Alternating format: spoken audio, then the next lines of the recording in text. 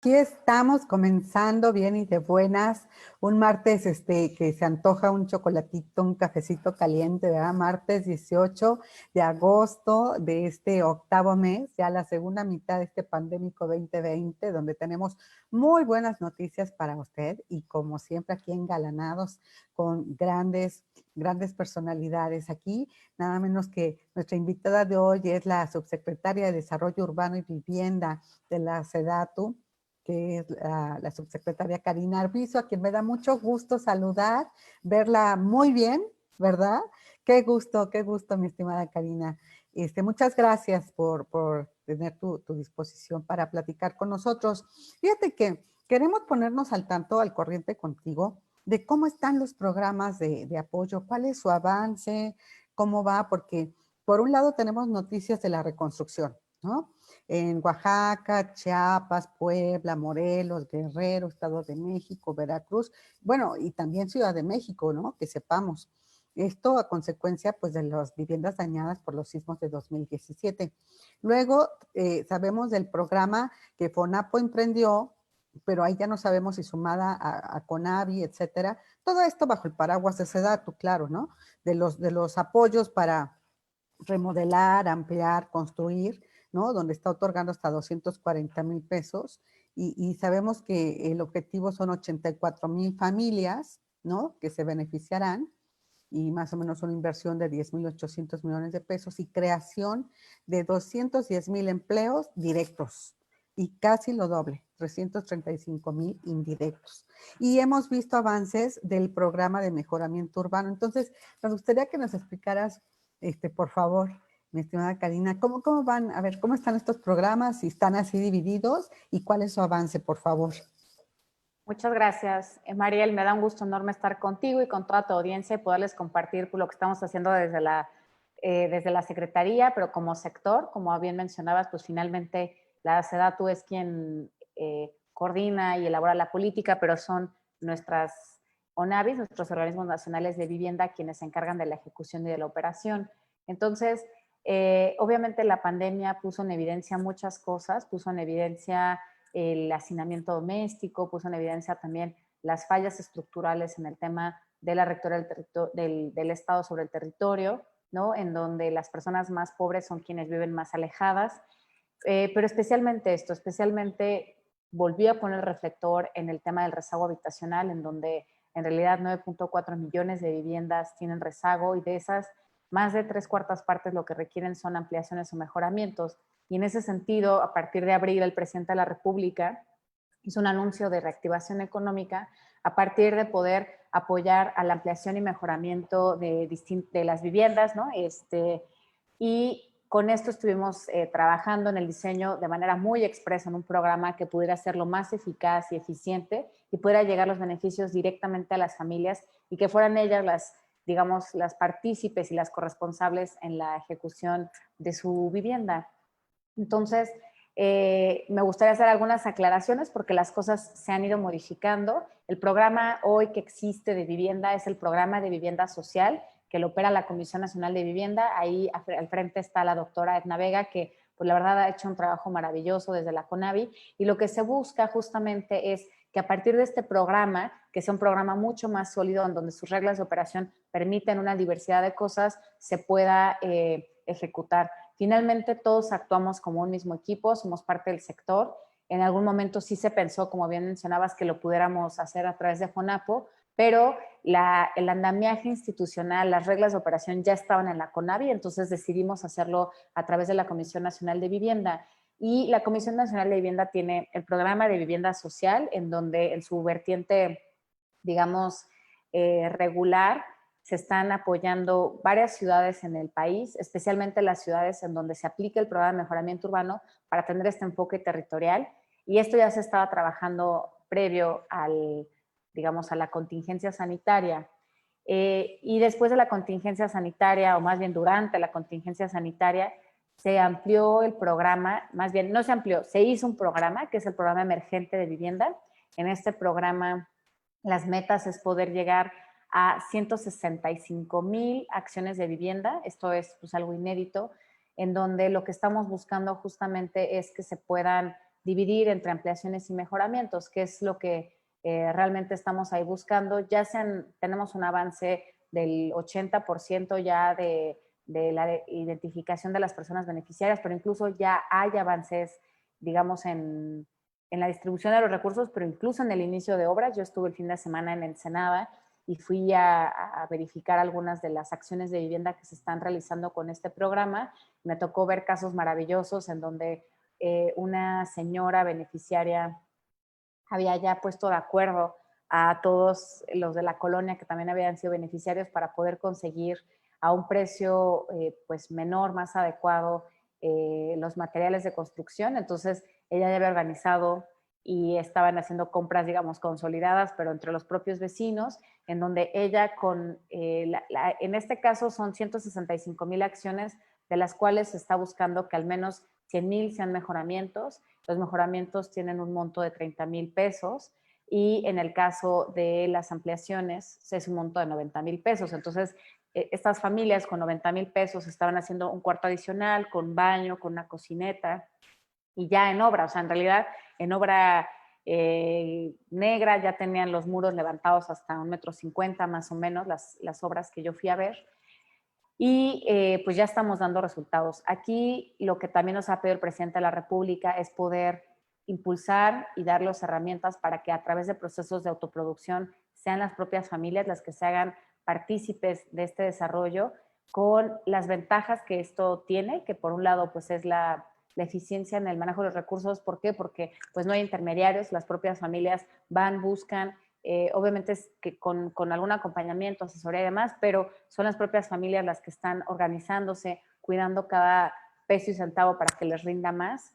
Y finalmente, pues también esos márgenes o porcentajes de ganancia que alguna empresa se llevaría, pues acá los administran las propias familias. Entonces, nada más permítame interrumpirte un momento, subsecretaria, nada más para poner orden. Entonces, está el programa de mejoramiento urbano, por un lado, ¿no? Está el programa de vivienda social a cargo de CONAVI y está el programa de reconstrucción. Digamos que son como los tres grandes programas que están ejecutándose actualmente. El programa de mejoramiento urbano es del 2019. En el 2020 es programa de vivienda social. Okay. El programa de mejoramiento urbano no tiene la vertiente de viviendas, es una modificación a las reglas de operación. Entonces, se está trabajando con el programa de vivienda social, en donde se están enfocando digamos, los apoyos a algunas de las ciudades del programa de mejoramiento urbano, pero también en otras comunidades. Por ejemplo, estamos actuando con en la nación yaqui, en los 8 pueblos yaquis. Estamos ahí trabajando también con ellos, estamos haciendo obra también en algunos otros municipios en el país, pero con un enfoque especial a las ciudades del programa de mejoramiento urbano, justamente para lograr esa integralidad. Y en el tema del Programa Nacional de Reconstrucción, son 12,000 acciones de vivienda. Entonces, en el programa, digamos, de mejoramiento urbano, pero que es programa de vivienda social, en esos municipios son 15,000 acciones de vivienda, ¿no? 15,600 más o menos. En el de mejoramiento social, ¿verdad? 15,000 acciones. Así es. En el Perfecto. de reconstrucción, 12,000. 12,000. Y en el emergente, 165,000. Emergente, 165,000. A ver, platícanos más del emergente. Pues sí, el emergente es lo que les venía contando en los últimos minutos. Es un programa que se está aplicando en 69 municipios del país, municipios en donde hay índices de rezago, de marginación altos, de violencia, en donde además se está buscando sumar a otros proyectos en términos territoriales, ¿no? Como lo es el Corredor Interoceánico, el Aeropuerto de Santa Lucía, el propio Tren Maya, y algunos otros municipios en donde hemos identificado que hay mayores necesidades en términos también de violencia, y ahí es otra vez, es este planteamiento integral territorial en donde desde la SEDATU, específicamente desde la subsecretaría a mi cargo, nos encabezamos la vertiente de mejoramiento integral de barrios. Esto quiere decir que se hacen obras de infraestructura y de equipamientos urbanos como bibliotecas, parques polideportivos, rehabilitaciones de plazas, de centros históricos, temas también educativos, escuelas primarias, secundarias, etcétera. Eso va aunado de temas de regularización, que lo ve el Instituto Nacional del Suelo Sustentable, el INSUS, y de acciones de vivienda que se atienden todas a través del programa emergente. Este programa emergente se está aplicando, como te decía, en casi 70 municipios en el país, que lo han estado ya presentando en varias ocasiones, pues el secretario Meyer en las conferencias de prensa vespertinas, y que el propio presidente de la República hizo el anuncio. El anuncio se da de 50 nuevas ciudades, pero en realidad muchas de estas ciudades son aglomeraciones de distintos municipios, por eso es el total de más de, de alrededor de 70 municipios en el país. Pues están trabajando intensamente, me consta que, bueno, la pandemia solamente los hizo como reorganizarse, pero allí vino justamente el lanzamiento y reforzamiento de estos programas. Así que nunca pararon, ¿no? Nunca pararon los motores, sino más bien dijeron, ahora viene esto con el Infonavit, y ahora viene esto con Fobiste, y ahora más con el Infonavit, el construyes y autoconstrucción, ¿no? Y ahora vamos nosotros a ver cómo, en lo que comenzamos a viajar, de nuevo retomar las giras, cómo planteamos el ayudar, ¿no? Y entonces están viendo ustedes el tema de reconstrucción, por supuesto, el tema de remodelación, ampliación y construcción de vivienda, fomentando mucho esta prioridad que es la autoconstrucción, la autoproducción, ¿no? Y allí es bien importante porque lo tienen en todas sus vertientes, con todas sus dependencias, con todos los organismos nacionales de vivienda. Es bien importante la supervisión de la obra y eso lo tienen ustedes muy consciente, ¿verdad? Sí, así es. Justamente, bueno, digamos que los distintos programas tienen a una persona al frente, que es en este caso quien está ayudando a la coordinación y demás. Para el caso del programa emergente, son tanto la doctora Edna Vega de la CONAVI como el subsecretario David Cervantes, que él también está al frente del Programa Nacional de Reconstrucción. Como recordamos, pues él fue titular del Instituto de Vivienda en el gobierno de la Ciudad de México. Entonces, bueno, ellos están justamente viendo que se puedan hacer y completar distintos cuestionarios a lo largo de la ejecución de las obras para poder ver pues que los recursos están aplicando de la manera en la que para lo que fueron diseñados y que al mismo tiempo pues esté garantizando este acompañamiento.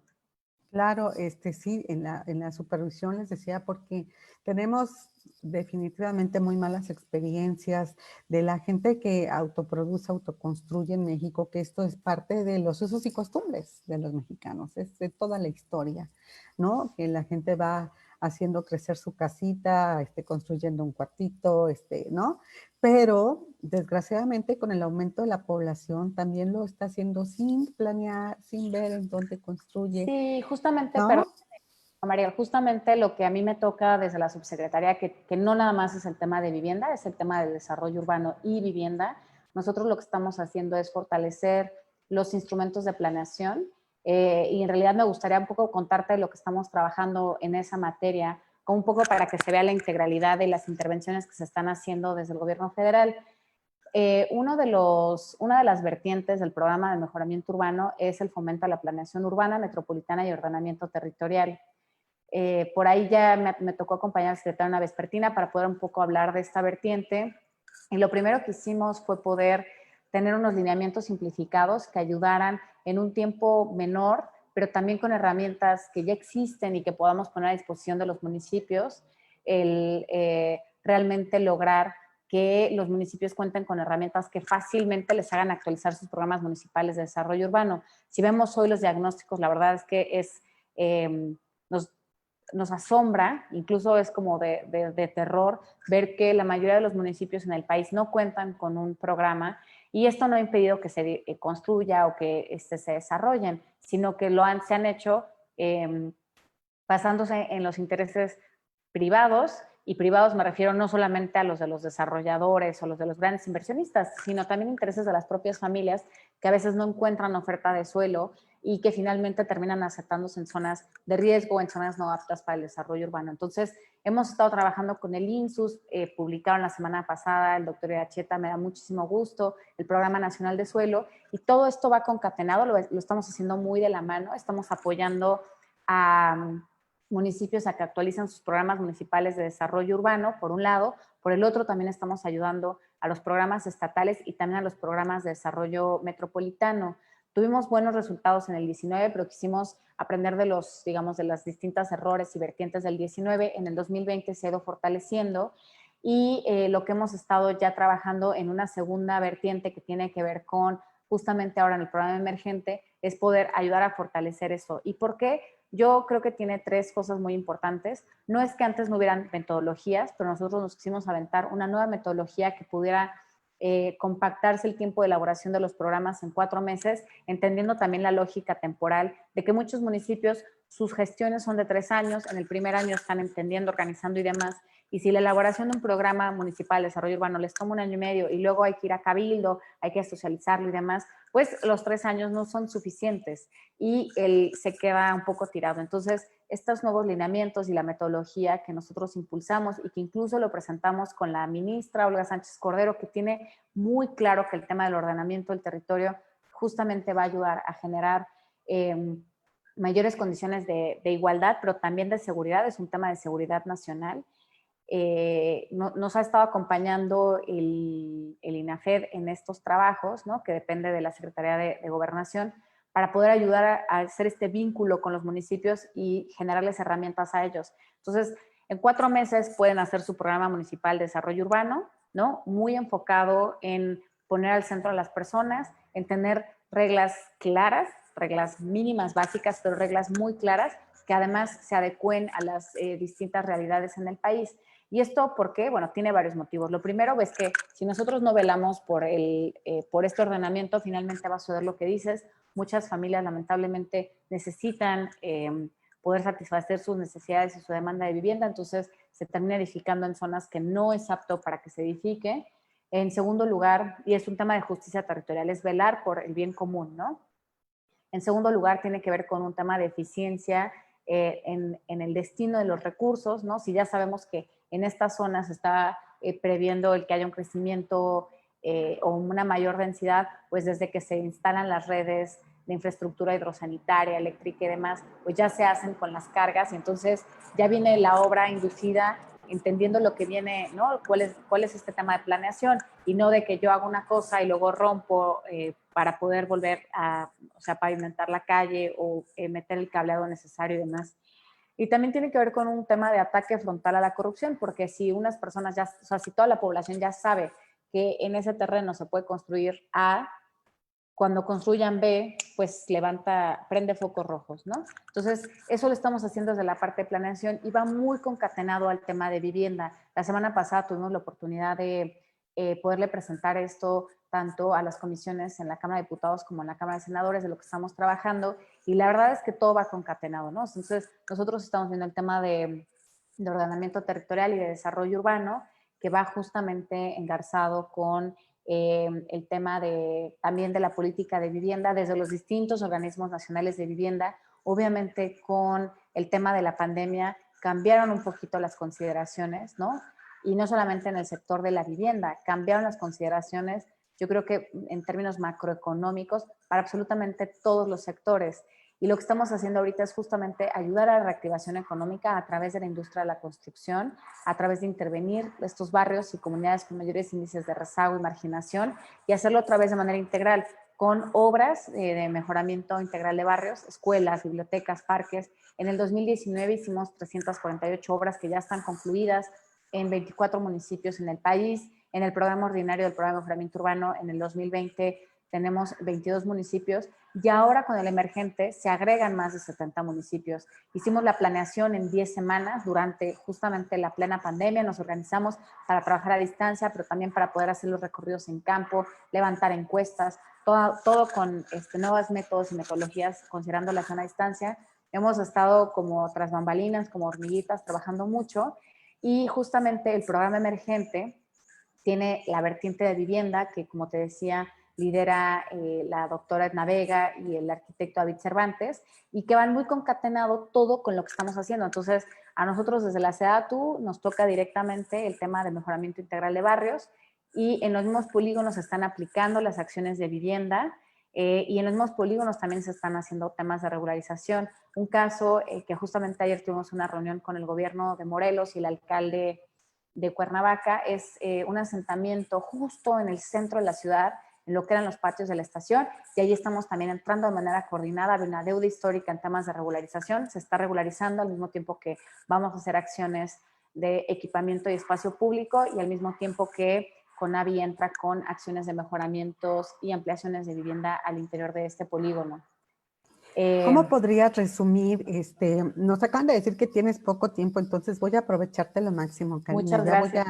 Vamos a pasarte solamente, pues yo creo que 2 o a lo mejor 3 preguntas de todas las que hay, pero ofrezco pasártelas a tu equipo, pasárselas a tu equipo para que nos hagan favor de responderlas y luego las subimos para que la gente se sienta atendida.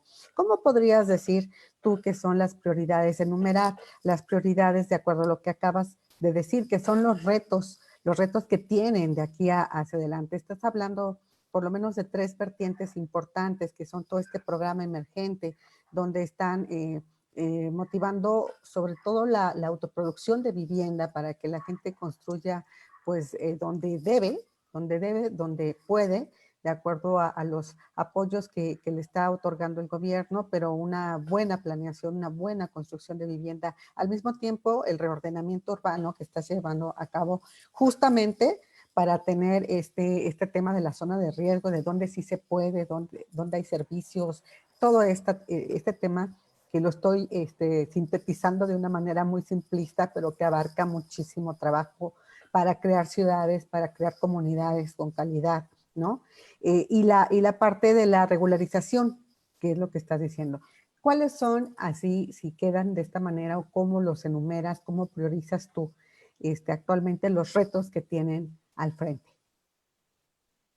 Pues yo creo que los retos van en varios sentidos y tiene también que ver con un tema temporal, ¿no? En el corto plazo creo que es muy importante el poder ayudar a batir el rezago habitacional, porque es un tema de justicia y de justicia social y un tema de una deuda histórica. La gente se tenía que resguardar en casa, pero pues no todo el mundo tenía condiciones en sus viviendas para poder hacerlo de manera saludable, ¿no? Hay mucho hacinamiento, los materiales a veces de muchas viviendas no son los adecuados, entonces yo creo que en el corto, inmediato plazo es entrar de lleno a poder abatir este rezago habitacional y que obviamente no lo podemos hacer nada más desde la federación, tenemos que ir muy de la mano también con estados y municipios para poderlo hacer, pero yo creo que una visión que va a ayudar a que en el mediano y largo plazo estas condiciones se reviertan, sí tiene que ver con apostarle a la planeación y no solamente apostarle a la planeación, porque puedes tener programas municipales de desarrollo urbano actualizados y que te sirvan nada más para nivelar la mesa, ¿no? Del comedor y los tienes ahí arrumbados y nadie los utiliza, sino realmente llevarlos a la implementación. Creo que tenemos una tarea pendiente en temas de generar capacidades y de democratizar el conocimiento. Así como hoy ya todo el mundo entiende de qué se trata el cuidado del medio ambiente y aún así tenemos un montón de rezago, pero pues ya nuestras niñas, nuestros niños entienden de la importancia del cuidado del agua, de la importancia del reciclaje de la basura, de la contaminación del aire, por ejemplo. No es así tanto en temas de desarrollo territorial y mucho menos de desarrollo urbano, ¿no? No quedan claros términos como la importancia de la densidad. Incluso ahora, si no se tiene una narrativa clara, las personas van a empezar a tener incluso miedo de usar el transporte público y es justamente lo que tenemos que revertir. Entonces, a través de una buena planeación, pero también de la implementación de esa planeación, yo creo que en el mediano y largo plazo vamos a poder pues vislumbrar futuros como mucho más amigables, mucho más justos, mucho más humanos en nuestras ciudades. Ahora, y bueno, y en términos territoriales, yo hablo de ciudades porque pues justo me toca desarrollo urbano, ¿no? Pero desde la ciudad se ve todo el tema también rural porque se ve lo agrario. Ahora, ¿cómo se está actuando? Bueno, primero con una política muy clara en donde desde el Plan Nacional de Desarrollo tenemos ejes que nos ha marcado el presidente de la República y que la verdad es primero atender a los pobres, que no se queda nadie atrás, que no dejamos a nadie afuera y que el Estado debe de tener una tarea preponderante porque hay muchas cosas que el mercado por sí solas va a resolver, pero no así en donde no se vean que hayan ganancias. Entonces, el poder atender a través del programa de mejoramiento urbano estos barrios y comunidades con mayores índices de rezago, de marginación y llevar a estos lugares en donde nunca antes había equipamientos como un buen parque, un buen polideportivo, una biblioteca, en donde no habían servicios básicos, en donde no había conectividad, el poder de alguna forma ir hilvanando en los territorios y haciendo como estos puentes. Creo que esas son las prioridades. Y obviamente en eso pues, se busca la integralidad. Tiene que ver mucho también con el tema de la certeza jurídica. Cuando yo hablo del programa de mejoramiento urbano, un poco lo describo así como, primero es desde el espacio doméstico, el espacio íntimo, el poder ayudar a que las familias mejoren, amplíen o sustituyan sus viviendas. Entonces, que este bienestar familiar se arregle desde ahí, pero también que hay un tema de certeza jurídica para que la propiedad pues ya sea de las familias, ¿no? Y que no tengan miedos a ser desalojadas o que después no puedan en algún momento ya no poder heredar su patrimonio o venderlo o lo que necesiten, ¿no? Entonces, darles esa certeza. Y luego ya que vemos desde el ámbito muy íntimo personal hacia la ciudad, que cuando yo salga de mi casa como familia, pues en la esquina hay un mercado en donde yo pueda comprar y al mismo tiempo pueda dejar a mis hijos o hijas en un polideportivo y están activándose físicamente. O sea, el modelo de ciudad hoy nos ha hecho que el 75% de las personas que lamentablemente están falleciendo por COVID tengan causas de comorbilidad y eso es está directamente relacionado con el modelo de ciudad. O sea, si somos sedentarios, sedentarias, porque nos tenemos que trasladar muchas horas en transporte público o en auto, ¿no? Por las grandes distancias, por los usos monofuncionales en las ciudades, si cerca de mi vivienda no hay fuentes de comida saludable, ¿no? O de comida fresca, si solamente en la esquina de mi fraccionamiento de unidades habitacionales hay un Oxxo y lo único que puedo comer pues es comida empaquetada, pues claramente eso tiene una repercusión directa en la salud pública del país, ¿no? En la salud personal, pero no en la salud pública. Entonces, hay cosas que sí son de acción mucho más inmediata y hay otras que son en mediano y largo plazo, pero vamos actuando de manera paralela en estas vías para poder dar resultados y también que se note la transformación en el territorio. O sea, como te decía Mariel, hoy ya tenemos 348 obras que ustedes pueden ir a ver. El sábado vamos a estar con el secretario Meyer y el secretario Herrera visitando Ciudad Juárez, viendo algunos equipamientos que se construyeron allá. Allá se hizo un skate park que ha sido exitosísimo. Incluso ahora con los temas de la pandemia, pues los chavos están con sus cubrebocas, ¿no? Pero muchos de los polideportivos que hicimos con las consideraciones y medidas de sana distancia en muchas ciudades están ya siendo utilizados así, o sea, no terminamos de construirlos y ya estaban los jóvenes entrando, ¿no? A ocuparlos, a las ligas de fútbol, etcétera. Entonces, bueno, pues un poco creo que esas son las prioridades. Sí, sí, no, muchísimas gracias. Yo nada más una aclaración y voy a permitir una sola pregunta, como de 20 que están allí en el chat del público, pero la aclaración es esta porque no alcancé a entender. Dijiste 75% de las personas que han sido afectadas actualmente con ese tema de la pandemia y demás, ¿es por el tema, dijiste, sedentarismo o qué dijiste? Comorbilidades, o sea, que tienen Ojo, hipertensión, sí. diabetes, y Estas obesidad, enfermedades ¿no? altamente mortales, ¿no? Sí. También. Muchísimas gracias. Hugo Loya, una pregunta de las que seleccionaste de todas las del público, por favor, para la subsecretaria. Me la pusieron difícil, pero bueno, voy a tratar de hacer una sola, abarcando dos temas. La primera es, nos preguntan, ¿cómo puede hacer la sociedad civil que se realicen estos cambios que necesitan pues en sus demarcaciones, en sus ciudades, en sus colonias, si es a través de SEDATU, o cómo pueden pedirlas? ¿Y dónde está SEDATU teniendo mejor coordinación regional? ¿En qué parte de la región del país SEDATU ha logrado mejor coordinación con los gobiernos estatales y municipales? Pues mira, yo te voy a ser muy franca. Respondiendo a la primera pregunta, bueno, la sociedad civil es fundamental, ¿no? O sea, no lo podemos hacer solos. Ahorita también estamos impulsando mucho el tema de movilidad 4S, que es movilidad solidaria, sustentable, saludable y segura, que sacamos este plan y que entre otras cosas trae 12 acciones, pero una de esas 12 acciones es las ciclovías emergentes, que lo hemos visto aquí en la Ciudad de México, en Insurgentes, y estuve en León la semana pasada, también hay una en León y vamos a estar en Tecate, porque en Tecate también se va a implementar, en la ciudad de Oaxaca, en San Nicolás de los Garza, y así hay muchos municipios que ya lo están haciendo.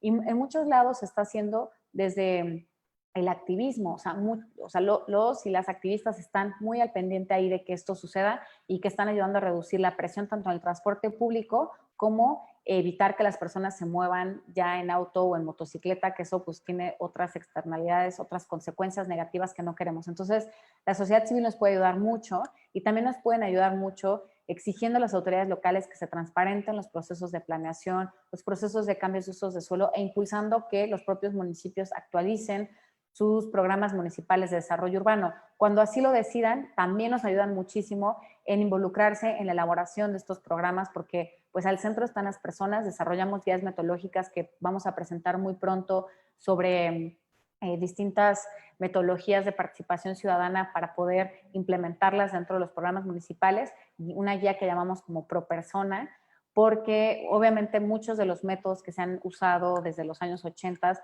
hoy no es que estén obsoletos, pero no necesariamente reflejan las necesidades de las personas. Son estos foros a mediodía en donde pues no van realmente a las vecinas, los vecinos que les afecta un cambio de uso de suelo, por ponerles algún ejemplo.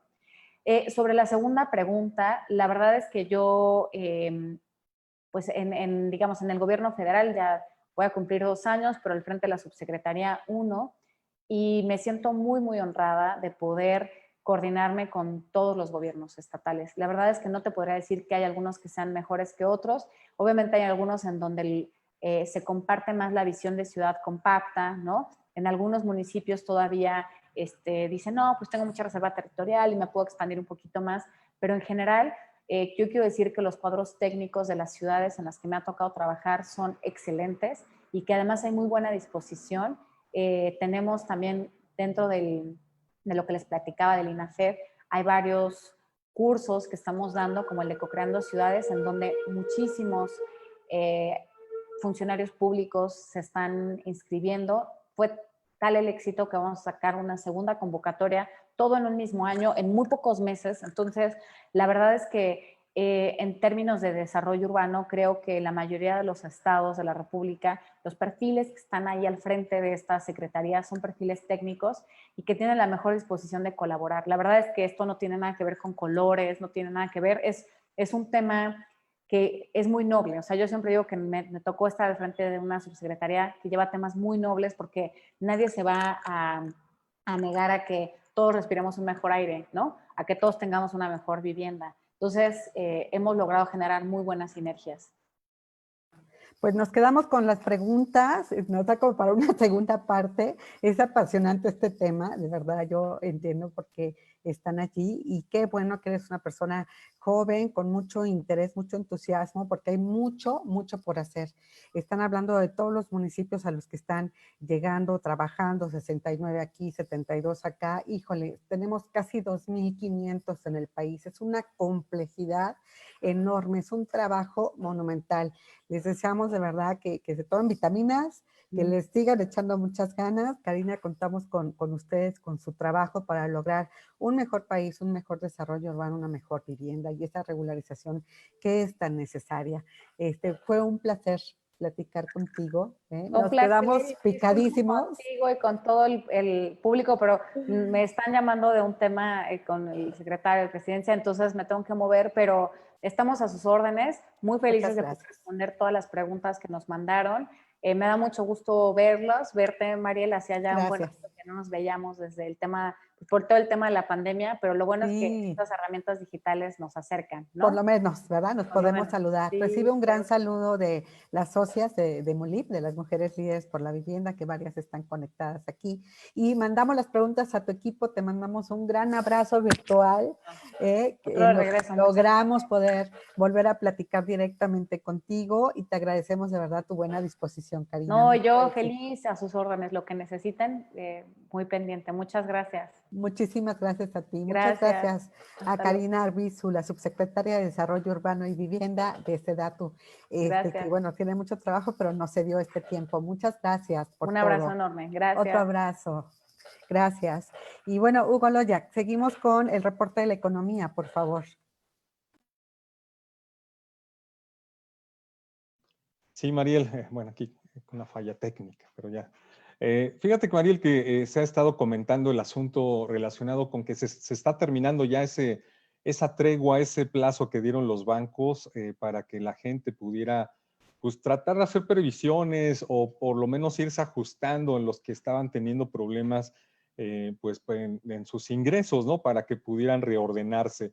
Y resulta que, bueno, los analistas están estimando que una vez que pase esta contingencia, más que contingencia, este plazo que dieron los bancos que fueron, pues que estarían terminando ahora en septiembre, entre septiembre, algunos todavía podrían extenderlo un poco más según la institución bancaria con la que tienen su cuenta, pues los bancos deberían estar haciendo previsiones para anticipar un incremento en su cartera vencida, pues de manera importante, porque lo cierto es que lo que estamos viviendo es que no fue exactamente entre los meses de marzo a abril cuando se tuvieron algunos problemas, una gran mayoría sí, pero se han venido reflejando en los siguientes meses justamente algunos otros sectores que se han tardado en reactivarse y que también tienen una gran cantidad de personas trabajando y que seguramente o perdieron el trabajo o reducieron ingresos o tuvieron que renegociar ahí también con sus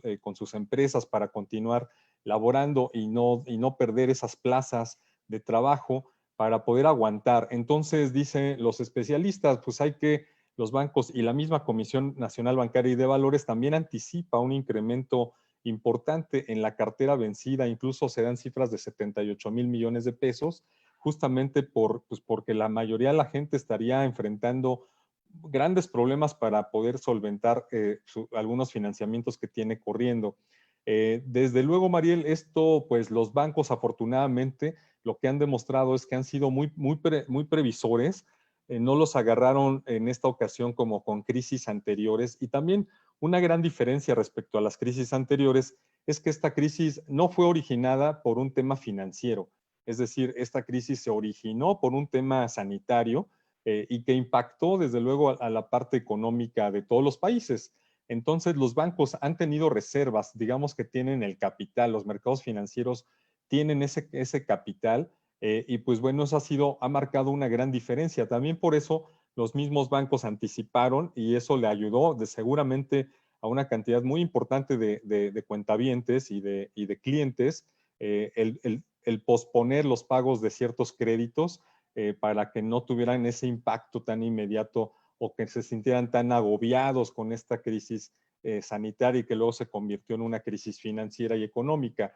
En este caso, los bancos han tenido reservas. Habría que valorar ahora con la Comisión Nacional Bancaria y de Valores si las reservas puedan ser suficientes, pero ya está alertando que tienen que aumentarlas para poder hacer frente justamente a esta parte de impago que podrían comenzar a tener los bancos. Y por otro lado, Mariel, pues aquí en la Ciudad de México la jefa de gobierno, Claudia Sheinbaum, ya está preparando el anuncio de lo que sería la reactivación para la Ciudad de México, la reactivación económica para los meses de septiembre a diciembre. E incluso se habla de ayuda para renta en algunos sectores de la población. Esto, desde luego, pues todos estos tipos de programas van a ser muy benéficos para la población y esto a su vez va a ayudar, como lo estamos viendo, a las instituciones financieras, no solamente bancos, sino también otros organismos financieros, pues que dan financiamiento, que dan créditos a la población y que seguramente pues van a estar buscando que no se les convierta esto en una bola de nieve y en algo que pues, finalmente se convierta en pérdidas. Aquí hay que tener mucho cuidado y de hecho las políticas que realicen desde el gobierno federal y los gobiernos locales, estatales, de apoyo a la población van a ser muy importantes justamente para evitar que esto se convierta en lo que sería una bola de nieve, es decir, alguien no paga, eso se suma a más gente que no pagan, eso se suma desde luego a un problema ahora sí financiero para las instituciones y eso a su vez se pueda convertir en un problema mayor para la economía en general. Esto se tiene que detener y eso cómo se detiene desde luego a través de políticas de choque que impidan justamente que se pueda generar este tipo de situaciones para la economía nacional y poder ayudar y atender a la población que así lo requiera, sin importar, aquí es importante mencionarlo, sin importar si es la mayoría de la población pobre o la mayoría de la población de clase media, sino que quienes tengan problemas, o sea, estamos enfrentando un tema que no distingue justamente si alguien está en la pobreza, si alguien está en clase media, si alguien tiene problemas con su empresa, etcétera, sino que es un tema generalizado. Entonces, por eso esa demanda y por eso hemos visto en noticias internacionales cómo los gobiernos de otros países están actuando de manera general para ayudar a su población, porque lo que hay que hacer, y comentan los economistas a nivel internacional, lo que hay que hacer es evitar justamente que se detonen estas bolas de nieve para que puedan ahora sí impactar al sector financiero, que pues por lo menos hasta ahorita y a nivel país, México ha logrado mantener esa fortaleza en el sistema financiero y eso pues seguramente va a ser de gran ayuda más adelante. Por lo pronto, pues seguramente los bancos atenderán la recomendación de la Comisión Nacional Bancaria y de Valores e incrementarán sus reservas para hacer frente, pues para darle oportunidad e ir negociando con cada uno de sus clientes como si puedan hacer frente a sus pagos de los créditos, Mariel. Pues sí, efectivamente están hablando de 322,000 clientes, más o menos 1 de cada 4 clientes de la banca que tienen crédito hipotecario son los que solicitaron el apoyo. Están hablando de más de 664,000 millones que les brindaron de apoyo para un promedio de 4 meses de posposición del pago de su mensualidad, aunque algunos pudieron tomar hasta 6 meses. Y están hablando en general de todos los apoyos de la banca que llegan casi a 9 millones de personas, de familias, por 1 billón de pesos. Ese es el tamaño de los apoyos que brindó la banca. Así que sí, habrá que ver cómo le reaccionan ahorita en agosto, que es más o menos de acuerdo con Enrique Margán, que es el coordinador del Comité Hipotecario de la Asociación de Bancos de México, 20% de los deudores son los que tienen que pagar en agosto. Así que el problema se va a ver en septiembre o después de septiembre, si no pagaron, ¿no? ¿Y qué pasó? Y lo que dijiste es muy importante. Ahorita no hay una crisis financiera, no hay una crisis en el sector financiero y eso es lo que hay que evitar. Ahorita, al contrario, hay excelentes apoyos de parte de la banca, del sector financiero, para que te animes, cara, ya a comprar lo que quieras. Ahorita conviene, el mercado es de los compradores de carros, de casas, de los que quieran crédito. Ahorita no es tan padre ni tan benéfico para los ahorradores, porque las tasas bajaron. Entonces hay que ver cómo se comporta esto, vamos a seguir observándolo contigo. Hugo, muchísimas gracias. Mañana le seguimos por acá, 10 de la mañana en concreto contigo y luego a la 1 de la tarde también vamos a hablar de en concreto negocios con ustedes, con Enrique Valadez, Hugo Loya. Yo les agradezco mucho que hayan estado con nosotros. Mañana vamos a hablar de un tema bien interesante porque ya implica la seguridad de las ciudades. Vamos a platicar con expertos de seguridad de cómo se puede lograr esta seguridad en las ciudades. Y así seguiremos en la semana platicando con ustedes. A mediodía de mañana, ¿quién estará? Hugo. Sí, Mariel, mañana tenemos nuestro diálogo y nuestras entrevistas de negocio en concreto. Vamos a tener a dos empresas emprendedoras bastante interesantes, una de ellas relacionada con el tema justamente de seguridad, pero seguridad cibernética, pues que también ha sido uno de los temas importantes que atender, porque los delitos han crecido de manera importante en la parte digital. Y otra empresa que está también compitiendo muy fuerte también en el ramo digital, pero con un negocio inmobiliario. Así es que vamos a tener dos puntos de vista, vamos a ver hacia dónde van, cuáles han sido pues, los obstáculos que han tenido que enfrentar y cómo los han superado, María. Los esperamos mañana. Muchas gracias por estar con nosotros. Que sea un feliz martes. Y les invitamos porque el 27 de agosto tenemos diálogos en concreto. Son 3 paneles especializados. Vamos a ver cómo viene, cómo está todo el tema de la compra, la venta, los precios, los nichos de oportunidad para la vivienda. Justamente esto, la oferta financiera también para la vivienda y el nuevo diseño, las nuevas necesidades de diseño, de arquitectura, de cómo hacer la nueva vivienda después de la pandemia. Inscríbete, es sin costo, aquí en concreto contigo. Inscríbete por las redes sociales. Un gusto saludarte. Feliz martes.